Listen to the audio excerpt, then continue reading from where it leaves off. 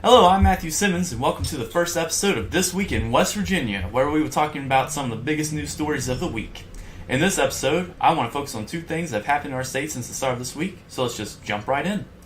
House Bill 2519, also known as the Campus Carry Bill, is headed to a vote at the West Virginia Senate after a 51 to 47 in support vote from the House of Representatives.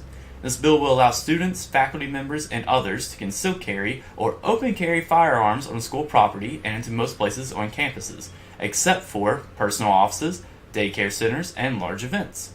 Marshall University in Huntington hosted a walkout today to take anyone willing to go up to the Capitol to protest as the bill is being discussed, and yesterday, Thursday the 21st, West Virginia University did the same thing. Marshall University President Jerry Gilbert released a statement on Thursday saying, Marshall University remains steadfast in its opposition to guns on college campuses. The safety and security of our students, faculty, and staff is of paramount importance to us, and this legislation threatens the very foundation of that responsibility. I am opposed and remain opposed to guns on campus. This is a very serious issue and one I believe should be made by our Board of Governors. In a public hearing, Marshall Police Chief Jim Terry said that there are three main reasons guns should not be allowed on campus.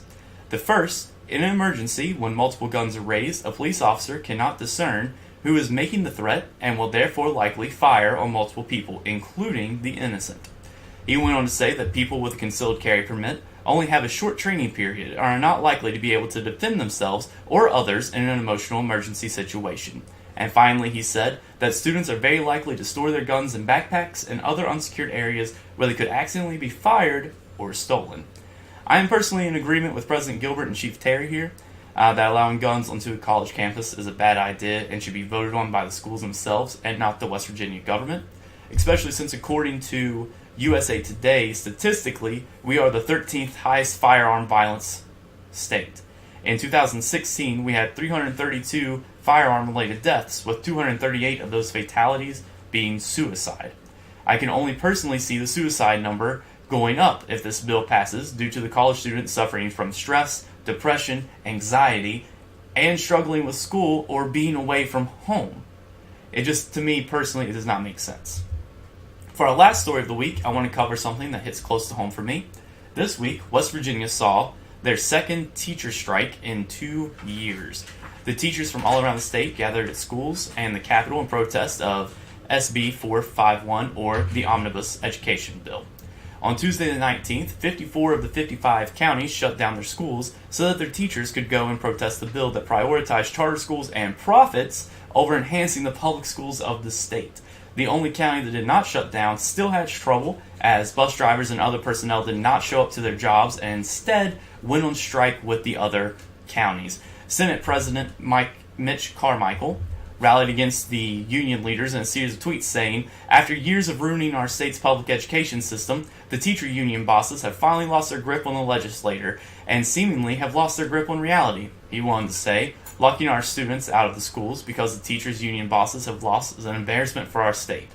His tweets, however, just seemed to add fire to the strike, in which union leaders said, we're not taking this step lightly. We feel we have no other measures but to send a message.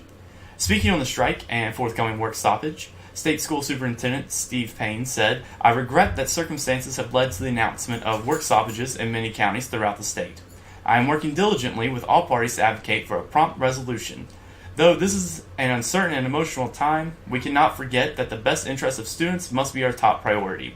While SB 451 has followed an unusual path, the legislative process is not complete, and I am hopeful that we can collectively work toward a solution that best benefits our students and respects our teachers, service personnel, parents, and citizens of West Virginia.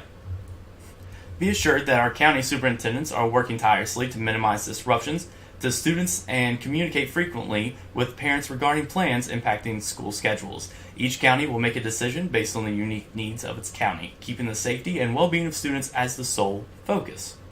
Then it came to attention that most of the Senate hadn't even had time to read the new bill and actually see for themselves what it was about. Then Carmichael acknowledged that the amendment was unveiled 10 minutes before it was brought to the floor session. Senator Stephen Baldwin even said, do you think I should vote on something I haven't had a chance to see or read yet? In response, Senate Education Chairwoman Patricia Rucker responded, you have to decide what you want to do in terms of your vote. Senator Baldwin responded, "I can't imagine you think I should vote on something I haven't read." Many locals during this time complained that teachers were just doing this for money for themselves, but in the bill there was a 5% increase to their pay that was put in to make it seem like they were helping the teachers also, but the teachers protested to help the public education system, not themselves. In the end, the bill was postponed indefinitely, though the teachers union has said they are ready to head back on strike if something else comes up with this bill or any other bill relating to this issue. And schools went back into session on Thursday the 21st. I guess it goes to show you don't mess with teachers, especially when the kids' education is on the line. And that's all the news that we have for this week. If you all have any comments or any thoughts about what's going on, please drop it down below. Or you can message me on my Twitter, Facebook, or the Instagram. I'll put links to those and the sources from today. They'll all be in the description box. And until next time, you all have a good weekend.